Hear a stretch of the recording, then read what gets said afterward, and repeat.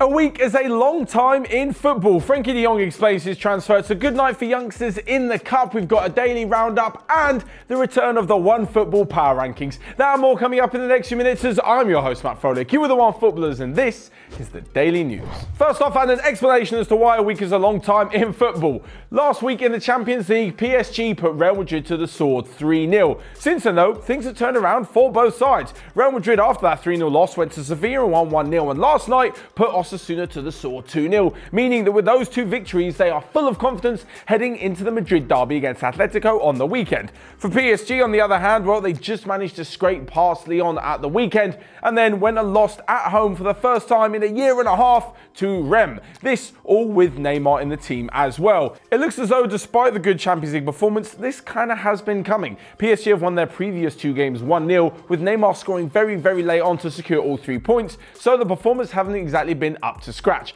Of course, Mbappe and Cavani are also injured, which doesn't really help their cause, but PSG still should have enough. They did lose 2-0 last night, but they are still top of Liga, but on goal difference. But what it does mean for Real Madrid is that Zinedine Zidane has saved his job for the moment. There were talk last week that he wouldn't even last until the end of the month. But with these two wins, and provided they come out with a good performance and a good result against Atletico, well, I think Zidane may have bought himself time until January. We always know that when you're manager of Real Madrid, even when you're a player, the pressure is constantly on, and a few bad results can turn everything against you. I'm not so sure Zidane will be there at the end of the season, because in the Champions League, they need to do much better if they're going to have a chance of winning it. We all know that this is Zidane's competition in the last few years, but it'll be a massive push if they're able to take the trophy home again. But next up, and to Frenkie de Jong, currently of Barcelona, but he said in the summer that things could have turned out a lot differently. Whilst deciding over an offer from the La Liga champions, it was also said that Manchester City and PSG were reportedly interested in the Dutch midfielder. This has been confirmed by the former Ajax man, although he did say that money just wasn't motivating him. Now, I'm sure for any youngster, it's pretty awesome to have loads and loads of money thrown at you from all different directions. But surely after a certain point, much like he's admitting, it just all becomes the same. You could probably get 200 to 250k at Man City, a little bit more at PSG, and maybe similar at Barcelona. What's really the difference? To be honest, anything over 100k a week is absolutely ridiculous. Anything over like 10 grand a week, I'm sure he's not struggling to live. So once it's gone past that, it's down to the club that he actually wants to play for, and he admitted, of course, it was Barcelona. They showed him love, and they were actually reportedly on his trail from as early as last summer as well, before that fantastic season with Ajax going all the way to the semi-finals of the Champions League. Would things have turned out differently? I could see him fitting in at Manchester City pretty well. Of course, they play that Barcelona kind of style under Pep Guardiola, but at PSG, I'm not so sure he would have fared as good. They obviously would still dominate Liga, but I'm not so sure they have that many chances in the Champions League. Definitely not as much as Barcelona or Man City do. But moving on to a good night for youngsters in the Cup in England, and just when you thought 17-year-old Mason Greenwood hit the headlines with another goal against Rochdale, he was showed up by someone younger. Admittedly, that is quite difficult for a 17-year-old, but 16-year-old Luke Matheson managed to bag the equaliser for Rochdale at Old Trafford. They did go on to lose on penalties, Rochdale that is, but still a fantastic night for someone who this morning woke up and went back to school. Elsewhere, and there was also a lot of youngsters on show as Liverpool swept MK Dons side 2-0. James Milner, obviously not a youngster, was the player of the match, guiding Jurgen Klopp's young side, which involved Harvey Elliott, the man who made his name in this competition last season as Fulham beat Millwall 3-1. Kylian Hoover, the signing from Ajax, also got on the scoresheet in a rather impressive night for Liverpool's future. Elsewhere, and Frank Lampard's Chelsea put Grimsby to the sword 7-1 last night. Reece James, who was on loan at Wigan last season, put in a stellar performance with 2 assists and 1 goal.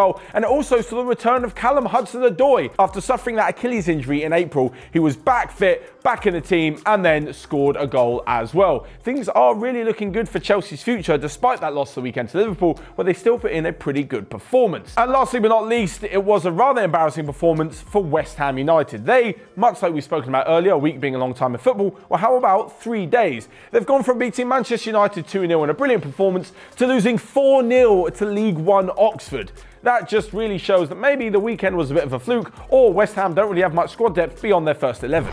So next up, we come to a roundup of the rest of the day's transfer news, where Erling Haaland, the Salzburg striker who scored a hat-trick in the Champions League, has hinted that he may be tempted to a move to the Premier League. Another player who could be moving to the Premier League is Mario Mandzukic, who's rejected a £7 million a year offer from a Qatari team as he wants to try and play for Manchester United in January. Elsewhere, Zlatan Ibrahimovic has confirmed that he is looking to leave LA Galaxy and could be moving to Boca Juniors, having told his representative that he wants to play for the Argentinian side. And lastly but not least, Hatem Ben Arfa, the enigma that is Hatem Ben Arfa, could be moving to Nottingham Forest on a free transfer, having left Rennes at the end of last season. So finally, the return of Power Rankings. You guys have been asking about it in the comment section. We've said we haven't had enough games to take a good enough sample size, but all leagues are back with a few games under their belt and the Champions League has happened, so we're going to head straight back to the Power Rankings. Of course, this year it's a little bit different, the fact it's in the end of the daily news, but we'll still give you a rundown of the top 10. Now, for those of you who haven't seen the Power Rankings before, basically we look around the top leagues in Europe and the top players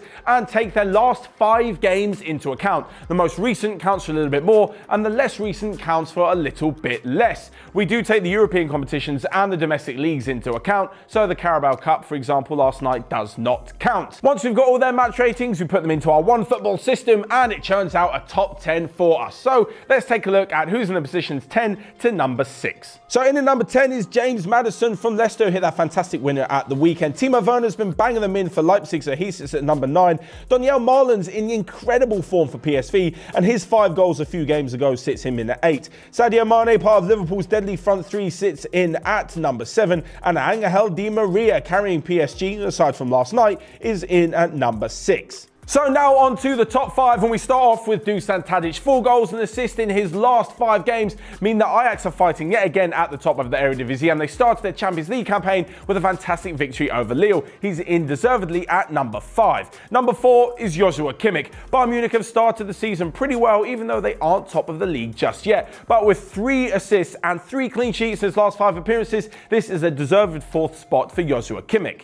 But into the top 3 now, and it's been so difficult because there have been so many players who have come out the traps at the start of the season, but Kevin De Bruyne, 5 assists in the last 5 games. He has been incredible, probably the most in-form midfielder in Europe at the moment, and deservedly sitting just behind the top 2. So what of these top 2? Well, as usual, there's 2 players who are going to be fighting for it, and I'm going to state a case of both. First up, Robert Lewandowski, ridiculous form. Bayern have won 4 out of their last 5, including a draw against Leipzig, and it's all because Lewandowski can't stop finding the back of the net. That's 8 goals in his last 5 games, and Bayern really look to be a threat in the Bundesliga and the Champions League this season. On the other hand, though, there's Sergio Aguero, and of course, the Power Rankings wouldn't be complete without a Man City player, considering how well they've started the season. Liverpool have started a little bit better, but theirs has been more of a team effort, whereas Man City, there's been just a few who've been absolutely killing it. We've already seen Kevin De Bruyne. Raheem Sterling was very close to the top 10. Sergio Aguero's got 6 goals in his last 5, plus 2 assists, and has just been in outstanding form recently. All of this whilst not even playing in the game against Shakhtar, meaning he only played in 4 of the last 5 matches for Manchester City. So without any further ado, the winner for this week is Sergio Aguero. He's been in ridiculous form, and he just